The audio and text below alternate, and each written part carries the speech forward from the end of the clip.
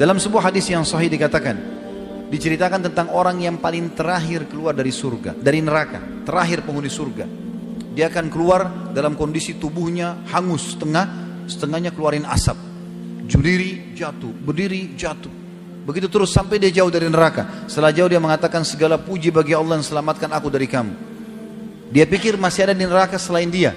Ini di neraka ada orang kafir, orang musyrik, orang munafik yang kekal. Dia sendiri ini ahli surga. Tidak ada orang, semua ahli surga sudah masuk ke surga ini. Tentu teman-teman jangan jadi orang ini, jadi orang yang pertama masuk surga dari awal. Ini mampir neraka dulu nih. Ya. Tapi subhanallah dia dengar bagaimana nikmat terendah di surga ini. Orang ini jalan, kemudian setelah dia jauh dia mengatakan, ya Allah, selamatkan aku dari neraka itu. Maka Allah selamatkan dia. Dia mengatakan, segala puji bagi Allah yang selamatkan aku dari kamu. Kemudian Allah dari jauh lihatkan dia pohon. Enggak ada apa-apa, pohon saja. Selama ini ribuan tahun semuanya api, siksaan, ya. Yang dicincang, yang dibakar, yang ini, yang itu, segala macam. Maka kata dia waktu lihat pohon itu, ya Allah saya ingin pohon itu. Bagaimana sih kalau kita lagi panas terik matahari, kita ingin naungan di bawah pohon? Saya ingin pohon itu. Kata Allah, hai anak Adam, kira-kira kau minta yang lain enggak? Dia bilang, tidak ya Allah, saya tidak akan minta yang lain, pohon itu saja. Maka Allah bawa dia dengan suruh malaikat bawa ke pohon itu. Dia bernaung di bawah pohon itu. Kata Nabi SAW, dia kira dirinya orang yang paling besar nikmatnya pada Allah, dari Allah, karena pohon itu saja. Padahal orang sudah di surga semua nih. Setelah dia nikmati, Allah lihatkan dari jauh pohon, ada buah-buahannya, ada airnya. Tadi nggak ada itu. Maka dia tergoda, dia mau manusia, tapi dia malu sama Allah. Tadi sudah janji tidak mau minta. Lalu dia bilang, ya Allah, pohon dan air, saya tidak minta lagi. Kata Allah SWT, hai anak Adam, sudah janji tadi, ya Allah, pohon sama air, tidak minta lagi. Lalu dia kasih janji-janjinya sama Allah. Kata Nabi SAW, dia janji sama Allah, tidak akan. Baik, Allah antar ke pohon itu. Dia nikmati buahnya, dia mandi di airnya, segar. Dia anggap nikmat, dia adalah hamba Allah yang paling besar nikmatnya. Dari kejauhan setelah itu Allah bukain pintu surga, gerbangnya, kecium bau wanginya.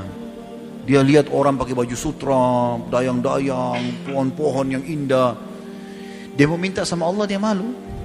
Sudah janji tadi. Tapi ini surga. Lalu dia bilang, ya Allah, surgamu, saya enggak minta yang lain. Kata Allah, hai anak Adam, enggak ada yang memuaskan kamu. Apa kau mau aku berikan kamu seperti yang dimiliki oleh raja terkaya dunia? Sekarang saya akan masukkan kau ke surga ini, seperti permintaanmu. Tapi aku kasih kamu yang seperti dimiliki raja terkaya dunia. Tahu siapa ini teman-teman? Sulaiman alaihissalam. Kalau kita bilang raja terkaya di dunia, Sulaiman. Sulaiman alaihissalam bisa suruh jin, bisa bicara sama hewan, istananya dari kaca, luar biasa. Enggak ada raja seperti Sulaiman. Sampai kata Nabi SAW, Sulaiman telah minta kerajaan tidak boleh orang sebelumnya dan sesudahnya. Kata Allah SWT, hai anak Adam, maukah kamu aku berikan kau yang dimiliki raja terkaya dunia? Dia bilang, raditu ya Rabb, aku ridho. Jangankan begitu, masuk surga sudah cukup, apalagi dapat yang terkaya raja dunia. Ya. Maka Allah bilang, wala kamithluhu, kau akan dapat dobelnya, 2 kali lipat. Maaf. Lalu dia mengatakan, raditu ya Rabb, aku ridho hai Tuhanku. Allah lagi bilang, wala kamithluhu, kau akan dapat lagi yang dobelnya. Terus saja dia mengatakan raditu, Allah juga mengatakan, dan kau akan dapat semisal sampai 10 kali lipat. Saking gembiranya dia mengatakan, engkau adalah hambaku dan aku Tuhanmu ya Allah. Dia balik karena bahagianya dia. Jadi teman-teman, surga yang dijanjikan ini depan mata. Ada orang mati syahid di perang Khaybar. Orang ini baru masuk Islam, baru syahadat. Rupanya waktu Nabi SAW dengan 1399 pasukan beliau, 1400 dengan beliau SAW mengepung benteng, berhasil menembus benteng Yahudi. Ada 9 benteng, ada yang pertama tembus. Lalu Nabi SAW bagi-bagi harta rampasan perang. Rupanya orang ini pantau peperangan Nabi SAW. 40 hari dia lihat tiap hari peperangan Nabi. Maka dia tertarik lihat Islam. Orang sholat, baca Quran. Dia orang Arab, dia ngerti Al-Quran, bahasa Arab. Dia tertarik. Setelah Nabi SAW menang, dia datang kepada para sahabat tanya, ini agama apa kalian ini? Kata dijelaskan oleh para sahabat, ini agama Islam, di bawah itu adalah utusan Allah gini-gini. Dia tertarik, dia mau masuk Islam. Kata para sahabat, langsung aja ke Rasulullah SAW, di depan tuh. Nabi SAW lagi bagi-bagi harta rampasan perang. Setelah dibagi-bagi, atau sementara dibagi-bagi, orang ini mengatakan, ya Rasulullah, saya seseorang dari suku Arab Badui, tertarik dengan agama Islam, saya ingin masuk Islam. Kata Nabi SAW, baiklah. Asyhadu an la ilaha illallah wa anna Muhammad Rasulullah. Sederhana, 2 kalimat. Syahadat dia. Lalu kata Nabi SAW kepada orang yang sedang membantu beliau bagi-bagi harta rampasan perang, kasih juga orang ini. Karena dia hadir pada pembagian harta perang. Bagi. Kata orang itu, ya Rasulullah, saya masuk Islam bukan untuk ini. Saya udah biasa hidup susah di padang pasir, saya nggak mau harta. Saya mendengar teman-teman Anda berkata, kalian datang ke sini untuk mati dan masuk surga. Dibunuh sama orang kafir, masuk surga. Apa benar ya Rasulullah? Iya benar. Kalau begitu ya Rasulullah, yang saya ingin satu saja. Panahnya orang Yahudi ini kena di sini, tembus di sini. Dia tunjuk titiknya di sebelah kiri dadanya. Kena di sini, tembus di sini. Kata Nabi SAW, kalau kau jujur, tulus, Allah kasih kau itu. Sudah. Akhirnya dia pergi. Dia gabung sama pasukan umat Islam. Nabi SAW bagi rampasan perang. Nabi suruh gerak pasukan, ayo ke benteng yang kedua, kepung nih. Begitu dikepung, strategi orang Yahudi berperang pada saat itu melemparin anak-anak panah dari dalam benteng ke arah pasukan muslimin. Begitu terus, mereka pengecut, gak mau ketemu. Maka pada saat itu dilempar anak panah. Subhanallah, anak panah Yahudi yang pertama terlemparkan kena ke orang ini. Dan uniknya, kena di titik yang dia tunjuk. Di sini, tembus di sini. Mati dia, jatuh. Terbunuh. Nabi SAW melihat ada orang terbunuh, karena orang semua tidak mati kecuali dia. Ya tinggal dia yang jatuh. Yang lain kena pas pakai perisai tertahan. Orang ini mati. Kata Nabi SAW, huwa, apa ini orang tadi nih? Yang tadi baru masuk Islam? Kata para sahabat, iya Rasulullah. Kata Nabi SAW, subhanallah, maha suci Allah yang membenarkan janjinya. Dia baru minta, Allah kasih, dan di titik yang benar yang ditunjuk. Gitu kan? Lalu apa kata Nabi SAW? Siapa yang ingin melihat penghuni surga yang belum pernah sujud sekalipun, ini orangnya.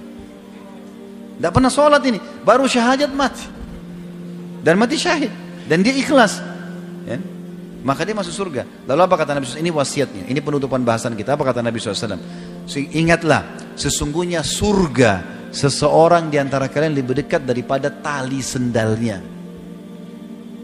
Azan, sholat, ada orang tua bakti, ada celengan masjid sedekah. Itu aja kok, amal-amal soleh yang sudah kita tahu. Itu, mati masuk surga. Lebih dekat dari tali sendal, kata Nabi SAW. Ini orang ini syahadat mati, masuk surga. Dan ingatlah, seseorang di antara kalian lebih dekat dengan nerakanya dari tali sendalnya. Hati-hati. Ke diskotik, mabuk-mabuk, ke karaoke, keluar tabrakan mati. Masuk neraka. Lebih dekat dari tali sendalnya. Dan ingat teman-teman, orang yang baik, orang yang soleh, Allah buat manusia suka. Allah suka dia, dikasih pahala banyak. Allah juga buat manusia suka. Kalau kita baik, asal antum ikhlas ya, bukan cuma performance saja, bukan cuma penampilan, betul-betul apa yang ada dalam zahir ini yang kelihatan, begitu dalam hati antum. Ikhlas kepada Allah. Allah akan buat itu efeknya besar. Orang pun akan suka sama kita. Allah suka, Allah kasih pahala, Allah juga buat orang-orang suka. Yang suka kita orang-orang yang soleh seperti kita tentunya. Orang yang fasik tidak bakal suka. Dia tidak suka dengan orang-orang yang baik, gitu kan? Begitu juga dengan teman-teman orang yang buruk, maka Allah benci. Allah buat juga orang tidak suka. Orang kalau walaupun dia teman dekat, tapi orang itu suka bohong, orang itu kasar, orang itu suka mukul, mencuri, temannya pun tidak suka sama dia. Tapi kalau orang jujur, amanah, santun, ramah, orang suka.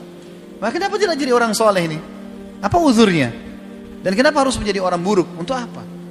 Ingat, peringatan sudah sampai ke Bapak Ibu sekalian. Allah Subhanahu wa taala akan minta pertanggungjawabannya teman-teman. Maka ambil ilmunya, amalkan. Semoga insya Allah kita menjadi orang-orang saleh dan ditutup dengan husnul khatimah. Fil qalbi masyaa'ir ukhfiha qad ashraqat asy-syamsu 'alayha 'an khutatin lam a'ba'u fiha satakunu bi ayyami farqa fa hayati qabla al-halaqati tayhun bi daya'in bi shatati min duni na'imil ayati